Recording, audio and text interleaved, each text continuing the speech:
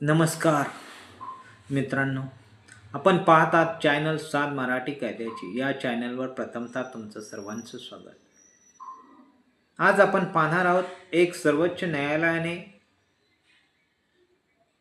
खरेदी खतं जे कुलमुखत्यार पत्राच्या आधारे करतायत त्यांच्या संदर्भात एक महत्त्वपूर्ण निकाल दिलेला आहे.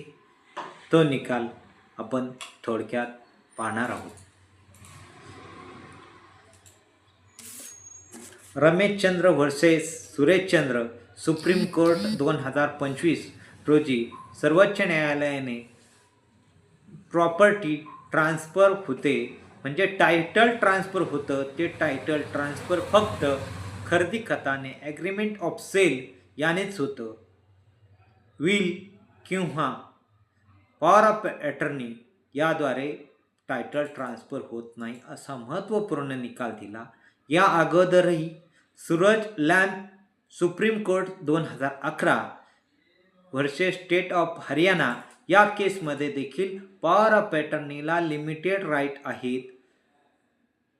पॉवर ऑफ अटर्नी होल्डर हा मालकाच्या ट्रस्टी म्हणून काम करतो.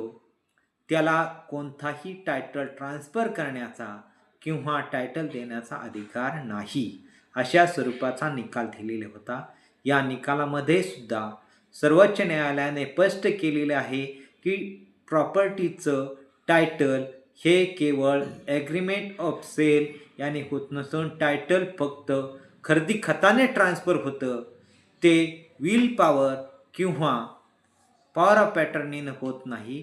पॉवर ऑफ अटर्नी आणि विल याने अधिकार प्राप्त होतात परंतु टायटल ट्रान्सफर होत नाही असा सर्वोच्च न्यायालयाने महत्त्वपूर्ण निकाल दिलेला आहे.